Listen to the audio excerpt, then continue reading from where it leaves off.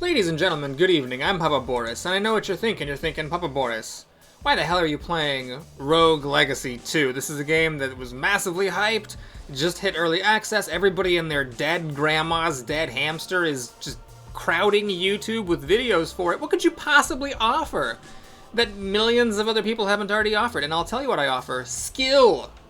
The worst skill you will see anywhere on the internet is right here, ladies and gentlemen, because I suck unholy balls at Rogue Legacy 2. Some people are, like one guy that I'm subscribed to just put up a video today, he was like, first boss is too hard. I can't even get to the first boss. So there, some people are complaining the early access for this game is too small. As far as I'm concerned, it's infinity value, because I can't even get to the first boss. I can play this early access build forever. I don't even want the game to be released. I don't want there to be bosses in the game besides the first one that I can't get to, because what good are those bosses to me? So yeah! Let's start a new legacy here. Blank slot number 2. Alrighty. Here we go. So when you start the game, you see some narration, which nobody cares about. And I feel bad saying that, because the quality of the prose in this game is pretty good. Clearly the writer or writers who write are good at writing, but at the same time it's microfiction for an action RPG roguelike, or action, I guess I should say really action platforming roguelike, so like nobody cares. Anyway, one nice thing about this game compared to other roguelikes, especially action ones like, you know, Undermine and Dead Cells, is it does a really good job gating things, so you're not overwhelmed up at the beginning. Like, you can look at your character's profile and see all these stats, but a lot of this stuff doesn't really matter that much, and you can just sort of learn it one mechanic at a time. So we press A and D to move. We jump. Oh, I need to change my settings because I do not like the default settings, and apparently the defaults reset when you do the thing. So I like to do jumping with my right mouse button. I like to cast spells with F. I like to cast my talent with C. And I like to downstrike with S. Move up and move down are both W. That'll be an interesting one. Don't know how the game expects that to work. I do wish that there were a way to have your downstrike and your move down be the same thing other than the default. I'll figure that out one of these days. Yeah, anyway, we're going to go ahead and continue in the onwards direction. So we jump. You can attack. So yeah, you're moving, you're jumping, you're attacking. Everything's pretty straightforward. Now in this game, the longer you hold your jump button, the higher you jump, up to a certain limit, of course. And you can also do a down strike. Now in the original game, if you press down and attack at the same time, you did a down strike. And I'm glad that in this game, it's now just a single button, which is very, very nice, because in the other game, in the original Rogue Legacy, I had some like anxiety all the time about doing the down striking, because, you know, it takes a little bit of precision, and I suck at dexterity games. So, you know, every now and then I would just like fail to do my down strike, and then that would suck. Yeah, you can press down and jump to drop through thin platforms. I wish you could just press a button, a single button, the same as your down strike button, in fact, to drop through. I'll complain about that in the early access form, and who knows, maybe they'll make my dreams a reality. Now in this game, part of the platforming is that you can spin kick, that's the down strike, off of enemies and off of things to like do a little dance, make a little love, and get down tonight. I, as you can imagine, am terrible at this. There's a little bit of a lateral aspect to it as well. Doesn't help me, I still suck. We can also go up here in the tutorial to read some stuff that no one cares about. And then there are these teleporters. So if it's lit, it means you can go in. If it's not lit, it means you can't go in, and you go through a series of tubes to get to a new place. These are sometimes not friendly, so you gotta watch out for that. After you take damage, the game goes into slow motion, and you can, like, during that slow motion period, jump, or later when you learn it, dash, and that's like a dexterity thing that I suck at, so, you know, for better players, that's a cool thing. For me, it's like, who cares? Why does the game keep pausing every time I get hit? I want to just move on, keep going past my mistakes, begin the healing process, but no, we're just going to sit here for an extra second and watch it all unfold. I don't know why I'm reading this. There's always just like this compulsion I have to read the things, even though I don't actually care about them. Yeah, so, one cool thing about this game, in general, I think the game is very well designed. I think the designers did a masterful job As someone who's played a lot of games over the past few years, I've noticed a lot of games have this problem where like the designers just don't seem to have a spine. They do very, very safe things like, oh, this thing gives you more health, this thing gives you more armor. And the designers of Rogue Legacy were like, nope, screw it, we're going for the fences. And I love that. Some of the things I think are not good, but I don't even care. I'm happy that those not good things are in the game because it means that they are really trying to expand the boundary of the game's design space instead of just keeping it safe. So one really cool thing, in the original Rogue Legacy, there were these spells, but they cost a lot of mana and didn't do much damage, and so you pretty much like didn't get to use them all that much, and it was hard to get mana. You have to get mana potions. In this game, though, every time you attack, you get mana back. See how my mana is increasing by 5 every time I hit this mannequin? Yeah, so that makes the spells a lot more usable. They still cost a lot of mana, and they still don't do that much damage, at least until you've buffed your intelligence, relative to the amount of mana they cost and the amount of health that enemies have. But at least they are a lot more usable in this game. And I've actually found something happening that didn't happen much in the original game, is I would actually run out of mana sometimes. Like I'm using my spells, and I was like, oh, I'm out of mana? Okay, well, I guess I gotta, hit some enemies a few times, try to get the mana back, and keep using the spell. Okay, so when you fall down that long chute, you are officially now on your first run. Your first run, it would appear that the gender and the name of your character are randomized, but it's always a knight, and it always starts with a fireball. The weapon for knights is the great sword, and I'm going to talk about this even though it seems obvious, because one incredibly cool thing, which is another instance of this game having very brave designers, is every single class attacks differently. Now the knight, you attack, you can move while attacking, which may seem like a weird thing to talk about, but that is significant. You can also do the same attack while you're jumping, which again may seem like a weird thing to talk about, but that is actually a significant factor about it.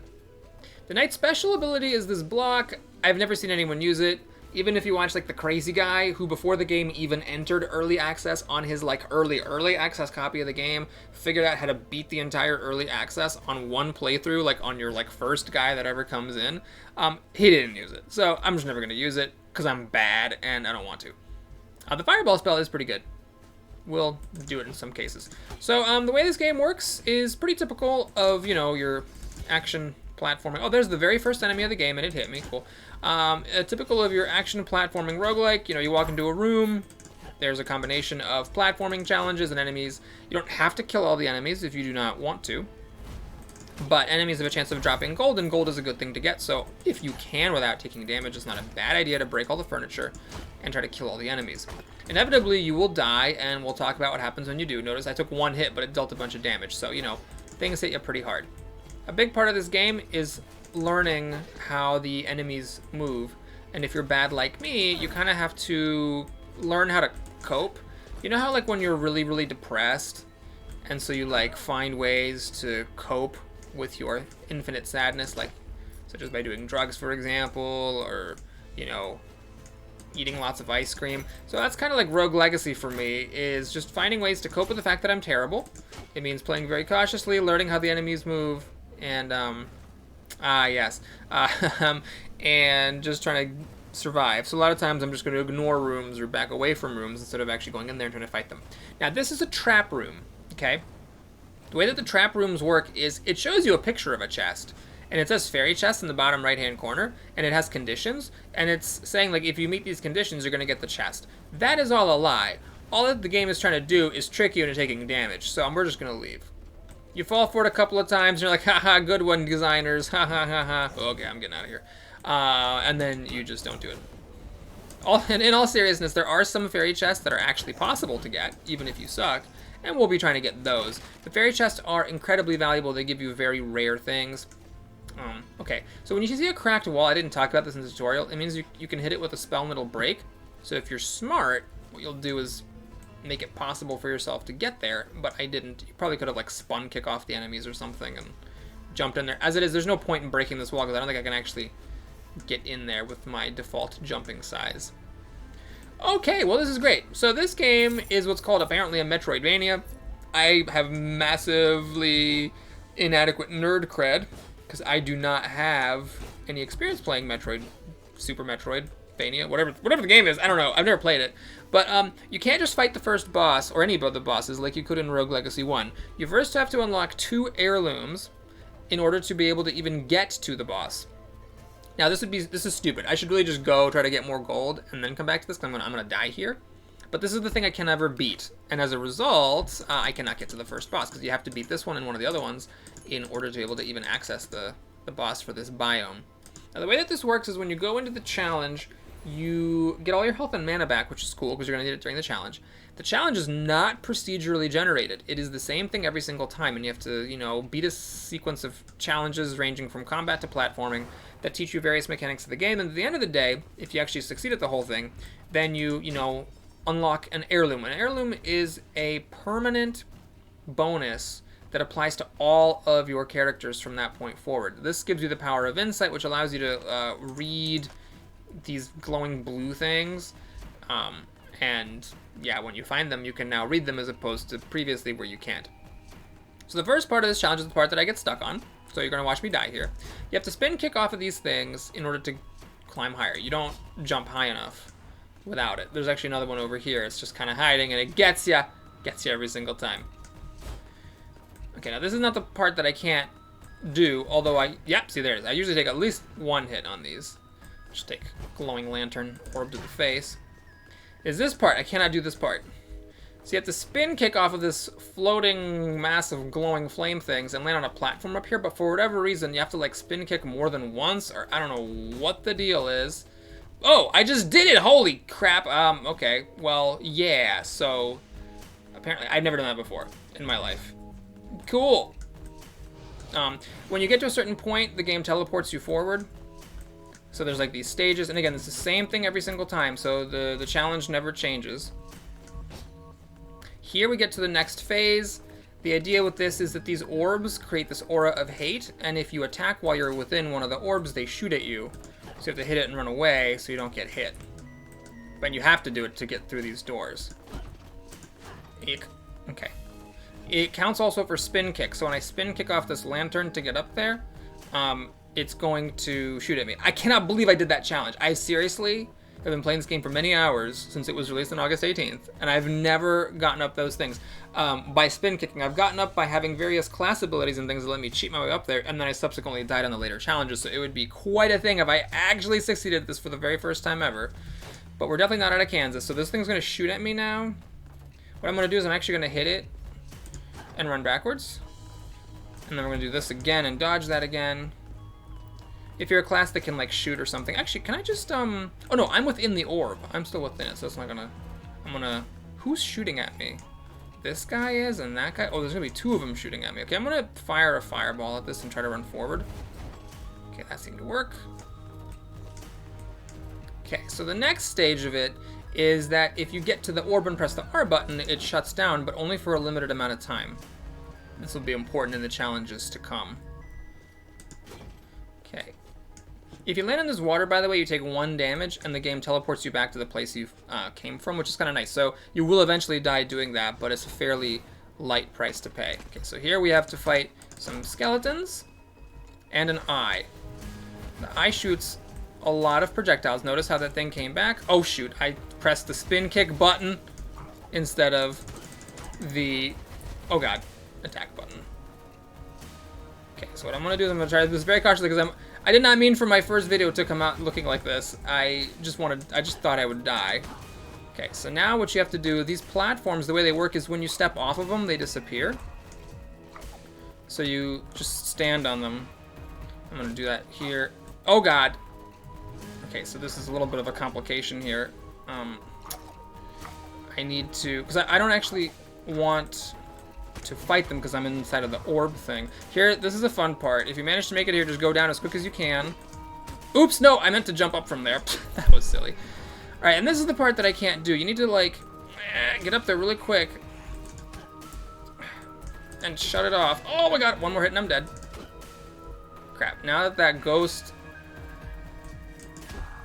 Oh! Okay, well, it's the first character, so... Hey, I did that spin kick on the balls. I might be able to get back there sometime, so... Yeah, okay. Let's actually go back to the tutorial. Alright, so... After you die, which inevitably happens unless you're amazing, you get to pick one of 3 characters to be. The randomization of the characters is that they can be any of the classes you've unlocked. At the beginning of the game, it's just a knight, so they're all knights, but we'll see shortly that changes. The knight, or whatever class you are, determines what weapon you have and what special ability you have. But the spell, which I've actually never seen this spell before, Flame Barrier Missing, that's a good spell. The spell is different, there's a bunch of them. I think some of them kind of suck. This is one area where I think the designers could have been a little bit gutsier because some of the spells are just sort of bad. In addition, and kind of the thing about the game that people really love, is that the characters have traits. This is an area where I think the designers can improve because there are a lot of traits that just make the game really unfun. There's a trait that makes you see only in like a band along the same parallel line that your character is on. There's a trait that makes you see only in a circle around you. There's a trait that makes you see only in a circle around you, and then the enemies, you can see them as well. There's a trait that makes stuff far away blurry. There's a trait that makes stuff up close to you blurry. There's a trait that makes everything blurry when you get hit. There's a trait that makes everything black and white. There's a trait that makes everything old-timey. I've probably still... Oh yeah, there's a trait that makes the enemies pixelated, a trait that makes the enemies blacked out, and I've probably still forgotten some traits that mess in some way with how the game looks, and most of them are incredibly annoying. Plus, there are other traits that make the game completely unplayable, like the trait that makes you play upside down, and the trait that gives you only 1 hit point and you die when you get hit. But you get some bonuses, but you still just die after you getting hit 1 time. So anywho, light sensitivity, I'm just going to be ignoring these bad ones. I'm going to be ignoring the ones that make all this stuff just really unpleasant to look at. There are some negative traits that are kind of fun, but in my opinion, if a trait just like makes the game dramatically unfun, it just shouldn't be in the game, or at the very least, those types of traits should be kept to a minimum, which currently they have not been. Anyhoodle, so initially, a trait does not say what it does until you pick a character with that trait at least once. In this playthrough, I'm just not going to be taking the annoying ones ever because I think it's dumb. So light sensitivity is the thing that makes like everything really, really kind of fuzzy because you have bad light sensitivity. Like that's actually another one I forgot to mention, so yes, that's a bad one. I actually forget what Bookish does. This one has no traits. Let's go ahead and unlock Bookish and IBS. IBS is pretty harmless, it just means that your character does a lot of farting. I forget what Bookish is, it might have something to do with spells. It might be a bad thing, but it might be like a fun bad thing, we'll see. Okay, so after you choose your heir, you get to purchase upgrades. Now there's 2 kinds of upgrades. There's upgrades to your castle, and then there's also upgrades you can get at the docks. Once you have unlocked, let's see, oh, bonus magic damage, bonus mana, but less health, and less weapon damage. Okay, that's fine. And then IBS is you fart. It does nothing, it just makes you fart. So right now there's actually nothing to do here, but if you unlock the Blacksmith and the Enchantress, then you can buy things from them as well. The first thing you have to buy makes it so that some traits, i.e. the bad ones, give gold bonuses. I'm actually kind of curious, does my trait, the Bookish thing? No, it does not. It does not give gold bonuses, so I guess it's just like a bad and good thing. Probably not so great on this character who is, you know, a knight. But anyway, so some of the bad ones give you bonus gold. Down here is a tough one. You have to save up a lot of gold to get this. It makes it so that the traits that give you gold bonus give you a bigger gold bonus. I have never actually successfully managed to unlock the first level, as apparently there are 2 levels of it available. So you're going to go up and unlock the Ranger class. Now a really cool thing is when you unlock a class for the first time, you can actually immediately switch to that class, which I will do to show it off. And then next to it, you got your Blacksmith and you've got your Enchantress. Every time you buy an upgrade, subsequent upgrades get more expensive. So for example, if I get this bonus health, watch this Blacksmith carefully. You see how he costs 150? He is now going to... Oh, I guess that happens later. Interesting! I guess that doesn't kick in right away. Okay, we're going to get the Offshore Investments. What this does is it makes it so that when you start a run, instead of losing all your money that you didn't spend, you're going to lose 90% of it, and 10% of it is saved. Might as well get that right now. I have 220 gold, so I guess I should make a big purchase here. I don't want to unlock the other classes because I want to unlock them and immediately switch to them. So I guess we'll get the Blacksmith. I think the Blacksmith starting thing is maybe a bit more useful. Oh my god, I'm 5 gold off from that. Alright, can I get this? I'm 5 gold off from that. Actually, I can't get anything at this point, can I? Alright, so 70 gold's kind of wasted. So the Blacksmith is where you can equip or purchase armor and things that increase your stats. The catch is that you have to find blueprints. He begins with a leather helm that I can't afford. Maybe I should have actually bought this instead of whatever else I got. So if you find chests with blueprints, you then gain the ability to buy them from the blacksmith. Okay, I'm gonna go ahead and pause it there. We're gonna continue on in the next video where we actually play as this ranger and probably die because we have no health. Okay, see you soon.